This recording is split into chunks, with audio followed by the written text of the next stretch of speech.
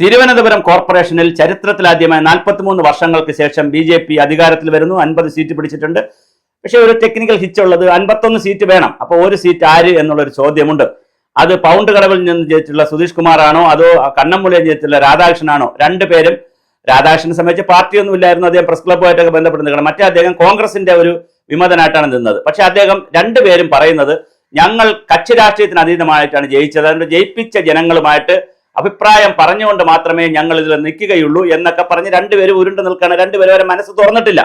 അപ്പൊ ഇനി എന്താ സംഭവിക്കുന്ന അറിയില്ല. പിന്നെ വിഴിഞ്ഞത്തൊരു തെരഞ്ഞെടുപ്പുണ്ട്. വിഴിഞ്ഞ തെരഞ്ഞെടുപ്പിനകത്തും ഇതുപോലെ ചെയ്താൽ മതി എന്നുള്ളൊരു വിഷയമുണ്ട്. അപ്പൊ എന്തായാലും അത് നമുക്ക് അറിയത്തില്ല എന്താ സംഭവിക്കുന്നത്. പക്ഷേ ആ തുടക്കത്തിൽ പിന്നെ ഇപ്പൊ വളരെ നാടകീയമായ കാര്യങ്ങളാണ് നടന്നുകൊണ്ടിരിക്കുന്നത്. ആ നടന്നുകൊണ്ടിരിക്കുന്ന കാര്യങ്ങളിൽ വളരെ പ്രധാനപ്പെട്ട കാര്യമാണ് നമ്മുടെ പിന്നെ കോർപ്പറേഷനിൽ CPM മത്സരിക്കാനുള്ള എല്ലാ സാധ്യതയും കാണുന്നുണ്ട്. അത് പിന്നെ നമ്മുടെ മഹേശൻ നായരെ തോൽപ്പിച്ചിട്ടുള്ള, എനിക്ക് തോന്നുന്നു പിന്നെ നമ്മുടെ പിന്നെ BJP-യിൽ നിന്ന് കോൺഗ്രസിൽ നിന്ന് BJP പോയ മഹേശൻ നായരെ തോൽപ്പിച്ച ശിവജി എന്ന് പറയുന്ന, ഒരുപക്ഷെ CPM വന്നിരുന്നുവെങ്കിൽ ദീപകിന്റെയും ശ്രീകുമാറിനെ വഞ്ചിയൂർ ശ്രീകുമാറിനെയും പോലെ പരിഗണിച്ചിരുന്ന ശിവജി എന്ന് പറയുന്ന CPM-ലെ വളരെ പ്രധാനപ്പെട്ട ഒരു ഏരിയ സെക്രട്ടറിയും വളരെ പ്രധാനപ്പെട്ട നേതാവാണ് ശിവജി. അദ്ദേഹമാണ് പിന്നെ ഇപ്പോൾ ഈ CPM-ന് വേണ്ടി മത്സരിക്കുമെന്ന് പറയുന്നത്. അപ്പൊ വളരെ നാടകീയമായ രംഗങ്ങളാണ്. കോൺഗ്രസ് എന്തായാലും മത്സരിക്കാൻ സാധ്യത കുറവാണ്. കാരണം അവർക്ക് ആകപ്പാടെ പിന്നെ 19 സീറ്റല്ലേ ഉള്ളൂ. അപ്പൊ ശബരിനാഥുകാരെ മത്സരിച്ചാൽ മോശം വരാൻ സാധ്യതയില്ല. അതേസമയം CPM മത്സരിക്കുമ്പോൾ കോൺഗ്രസ്സുകാരെ വെട്ടിലാക്കാനാണ് CPM മത്സരിക്കുന്നത്. ഇതാണ് തിരുവനന്തപുരത്തെ രസകര കാര്യം. കോൺഗ്രസിനുകാർ വോട്ട് ചെയ്താൽ BJP-ക്ക് ഗുണം ചെയ്യും, കോൺഗ്രസ്സുകാർക്ക് അത് ക്ഷീണമായിട്ട് വരും. അതേസമയം കോൺഗ്രസ് വിട്ടുനിന്നാൽ, കോൺഗ്രസ് മത്സരിക്കാതെ കയറി വിട്ടുനിന്നാൽ അത് എന്ത് പറയും, BJP-യെ സഹായിക്കാനാണെന്ന് CPM-കാർക്ക് പറയാം. എങ്ങനെയായാലും കോൺഗ്രസിനെ വെട്ടിലാക്കുക എന്നുള്ളൊരു തന്ത്രം കൂടി ഈ CPI നിൽക്കുന്നതിലുണ്ട്. പക്ഷെ കോൺഗ്രസ്സുകാർ മണത്തറിഞ്ഞിട്ട് ഒരുപക്ഷെ ശബരിനാഥ് നിൽക്കാൻ സാധ്യതയുണ്ട്. അങ്ങനെ ശബരിനാഥും കൂടെ കയറി നിന്ന് കഴിഞ്ഞാൽ ഈ ഒരു 3 വോട്ട് പോകും. അപ്പോഴും BJP-ക്ക് ഗുണം കിട്ടും.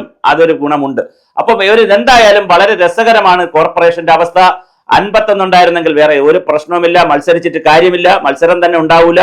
അതേസമയം 50 ഉള്ളത് കൊണ്ട് 50 അപ്പുറത്ത് 50 എല്ലാവരും കൂടി അപ്പുറത്ത് സ്വതന്ത്രന്മാർ ഉൾപ്പെടെ 50 ഉള്ളത് കൊണ്ട് ഒരു നല്ല മത്സരത്തിനുള്ള സാധ്യതയുണ്ട്. എല്ലാവരും കൂടി അപ്പുറത്ത് വോട്ട് ചെയ്താൽ മാത്രമേ ടൈ വരുള്ളൂ. അതിനുള്ള യാതൊരു സാധ്യതയില്ല. കാര്യം കോൺഗ്രസ് മത്സരിച്ചാൽ CPM വോട്ട് ചെയ്യാൻ സാധ്യതയില്ല. ഇനി CPM കൂടി വോട്ട് ചെയ്താലും 2 സ്വതന്ത്രർ വോട്ട് ചെയ്യണം. വേറൊരു സാധ്യത തിരുവനന്തപുരത്ത് കാണുന്നത്, രസകരമായ സാധ്യത എന്ന് പറഞ്ഞാൽ, ഇനി BJP മേയർ സ്ഥാനാർത്ഥിയായിട്ട് 2 ഡെപ്യൂട്ടി മേയറെയും വനിതകളെയാണ് ഇവർ പ്രപ്പോസ് ചെയ്യുന്നത് BJP എന്നാണ് കേൾക്കുന്നത്. മേയർ സ്ഥാനാർത്ഥിയായിട്ട് ഇപ്പൊ എല്ലാ ചാനലുകളും എല്ലാവരും പറഞ്ഞു തുടങ്ങി. നമ്മളാണ് ആദ്യം ആ വാർത്ത പുറത്തു വിടുന്നത്. അത് വലിയ റീച്ചായ ഒരു വീഡിയോ ആണ്. ശ്രീലേഖ IPS ആയിരിക്കുമെന്ന്. അതുപോലെ തന്നെ സിമി ജ്യോതിഷ് എന്ന് പറയുന്ന മറ്റൊരു വനിത ആയിരിക്കും ഡെപ്യൂട്ടി മേയർ. നേരത്തെ ധനകാര്യ സ്റ്റാൻഡിംഗ് കമ്മിറ്റിയിൽ അംഗമായിരുന്ന അവരായിരിക്കും. ധനകാര്യ സ്റ്റാൻഡിംഗ് കമ്മിറ്റിയുടെ ചെയർമാൻ ഡെപ്യൂട്ടി മേയറാണ്. അപ്പൊ അവരായിരിക്കും, സിമി ജ്യോതിഷ് ആയിരിക്കും എന്നുള്ളൊരു വാർത്ത നമ്മൾ പുറത്തു വിട്ടിട്ടുണ്ട്. അപ്പോൾ അങ്ങനെയാണെങ്കിൽ അതും നിൽക്കുമ്പോൾ ശ്രീലേഖ IPS-നോട് എന്റെ ഒരു മുഖം കണ്ടുകൊണ്ട്, അവർ ഒരു പ്രമുഖ ആളാണല്ലോ, മുഖം കണ്ടുകൊണ്ട് ഇനി കോൺഗ്രസിലെ എത്ര പേർ വോട്ട് ചെയ്യുമെന്ന് അറിയില്ല, CPM-ലെ എത്ര പേർ വോട്ട് ചെയ്യുമെന്ന് അറിയില്ല, ഈ 2 സ്വതന്ത്രരും അവർക്ക് വോട്ട് ചെയ്യുമെന്ന് അറിഞ്ഞുകൂടാ. അപ്പൊ ഇതൊരു വളരെ പ്രധാനപ്പെട്ട ഒരു കാര്യമാണ് കോർപ്പറേഷനെ സംബന്ധിച്ചിടത്തോളം. എന്തായാലും ശ്രീലേഖ IPS-ന്റെ പേരാണ് ഇപ്പോൾ ഏറ്റവും മേയർ സ്ഥാനാർത്ഥിയായിട്ട് നിൽക്കുന്നത്. അതുപോലെ സിമി ജ്യോതിഷിന്റെ പേരാണ് ഡെപ്യൂട്ടി സ്ഥാനത്ത് നിൽക്കുന്നത്. ഡെപ്യൂട്ടി മേയർ സ്ഥാനത്ത് ഒരിക്കലും പുരുഷനെ കൊണ്ടുവരാൻ കഴിയില്ല, സ്ത്രീകൾക്ക് സംവരണം ചെയ്തതാണ്. പിന്നെ സ്ത്രീയായിട്ടുള്ളതിലായിട്ട് മേയറാണ് സ്ത്രീ ഉള്ളത്. അതിനകത്താണ് BG ഗിരിയോ രാജേഷോ അല്ലെങ്കിൽ ഗോപനോ അല്ലെങ്കിൽ കരമനാജിത്തോ, അങ്ങനെ കരമനാജിത്ത് സംസ്കൃതത്തിലാണ് ഇത് ചൊല്ലിയത്, നമ്മുടെ ഈ സത്യപ്രതിജ്ഞ ചെയ്തത്. അപ്പോൾ അങ്ങനെ ആരെങ്കിലും ആകുമോ എന്നുള്ളത് അല്ല, പരമാവധി ശ്രീലേഖ IPS തന്നെ ആകും എന്നുള്ളതാണ് ഇപ്പൊ കാണുന്ന കാഴ്ച. പക്ഷെ ഇതിനകത്തുള്ള വളരെ രസകരമായ കാര്യം, 45 ദിവസത്തിനകത്ത് തിരുവനന്തപുരത്ത് മാസ്റ്റർ പ്ലാൻ ഡിക്ലെയർ ചെയ്യും. അതിന് പ്രധാനമന്ത്രി തന്നെ വരും എന്നാണ് പറഞ്ഞിരിക്കുന്നത്. രാജീവ് ചന്ദ്രശേഖറും പിന്നെ ജാവേദ് അക്തറും കൂടി പറഞ്ഞിട്ടുണ്ട്. കൃത്യമായി മോഡി വരും തിരുവനന്തപുരത്ത്, നരേന്ദ്രമോദി വരും. മോദി വന്ന് ഇത് പ്രഖ്യാപിക്കും. അപ്പൊ മൈക്രോ പ്ലാൻ ഉണ്ടാക്കുമെന്ന് പറയുന്നു. 100 വാർഡുകൾക്കുള്ള മൈക്രോ പ്ലാനും ഈ പ്രധാനപ്പെട്ട കോർപ്പറേഷൻ ഒന്നാകെയുള്ള ഒരു മാക്രോ പ്ലാൻ അല്ലെങ്കിൽ ഒരു മാസ്റ്റർ പ്ലാനും ഉണ്ടാകും.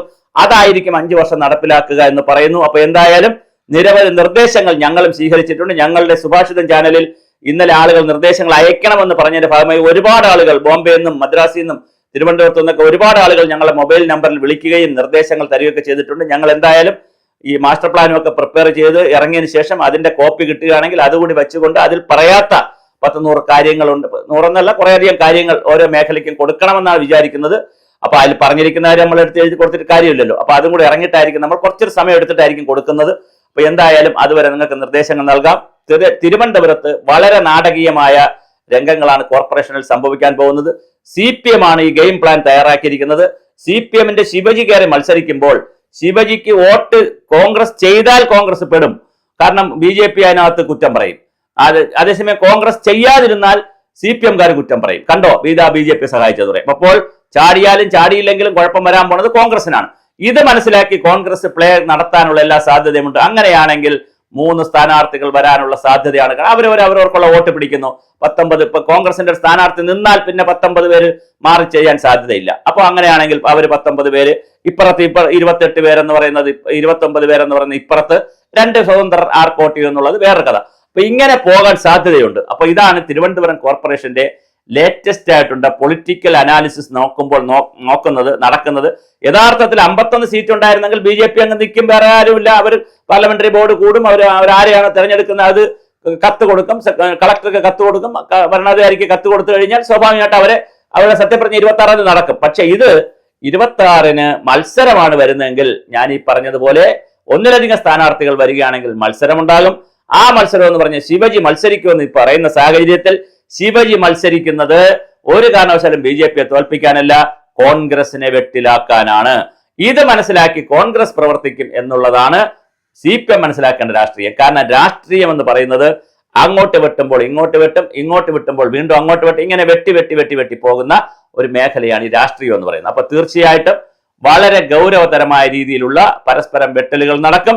തിരുവനന്തപുരം കോർപ്പറേഷനിൽ ഇങ്ങനെയൊക്കെ വെട്ടിത്തിരിച്ചെടുത്താലും BJPയുടെ മേയറാണ് വരാനുള്ള എല്ലാ സാധ്യതയുമുള്ളത്. ഡെപ്യൂട്ടി മേയർ അവർക്ക് 5 വർഷം കൊണ്ടുപോകാനും പറ്റും. കാരണം മറ്റേ 2 കൂട്ടരും കൂടി ഒന്നിച്ച് വോട്ട് ചെയ്താലല്ലേ ഈ വോട്ട് ചെയ്യുകയും സ്വതന്ത്രർ ഉൾപ്പെടെ വോട്ട് ചെയ്യുകയും ചെയ്താലേ കാര്യങ്ങൾ ടൈയിൽ വരുള്ളൂ. അങ്ങനെ വരാനുള്ള സാധ്യത വളരെ കുറവാണ്. അപ്പൊ തീർച്ചയായിട്ടും BJP തന്നെയായിരിക്കും ഭരിച്ച് മുന്നോട്ട് പോവുക. അവരുടെ മേയർ സ്ഥാനാർത്ഥി നമ്മൾ പറഞ്ഞ ശ്രീലേഖ IPS ഡെപ്യൂട്ടി മേയറിൽ ഇനി സിമി ജ്യോതിഷിന്റെ കൂടെ ഒരു പേരുകൂടി നമുക്ക് ആഡ് ചെയ്യാൻ വേണമെങ്കിൽ ആശാനാഥ് എന്ന് പറയുന്ന വളരെ ചെറുപ്പക്കാരിയാണ്. വളരെ രണ്ടാമത്തെ പ്രാവശ്യമാണ്. നേരത്തെ നിന്ന് ജയിച്ച പാപ്പനംകോട് ആ ഭാഗത്ത് മറ്റുമാണ്. പിന്നെ കരിമത്തുമ്പോൾ നിന്ന് ജയിച്ച് വലിയ വോട്ടിനാണ് ജയിച്ചിരിക്കുന്നത്. അപ്പൊ ആശാനാഥ് വളർന്നു വരുന്നൊരു നേതാവാണ്. ഇനി അവരെയും കൂടി പരിഗണിക്കുമോ? കാരണം BJP ആണ് പാർട്ടി. അവരെപ്പോഴും ചെറുപ്പക്കാരെയും പല രൂപത്തിലുള്ള പരീക്ഷണങ്ങളൊക്കെ നടത്തുന്നവരാണ്. അങ്ങനെ വല്ല പരീക്ഷണം നടത്തിയാൽ ആശാനാഥിന്റെ പേരും ഇങ്ങനെ കറങ്ങുന്നുണ്ട്. എന്തായാലും BJP സംബന്ധിച്ചിടത്തോളം അവർക്ക് 5 വർഷം ഗോളടിച്ചു എന്നുള്ളത് തന്നെയാണ്. അപ്പോഴും CPM ഗെയിം ആയിരിക്കും. വരുന്ന ദിവസങ്ങളിൽ 26 വരെ സസ്പെൻസ് തീർക്കുക എന്ന് പറയുന്നത് ഈ CPMന്റെ പുതിയ ഗെയിം ആയിരിക്കും.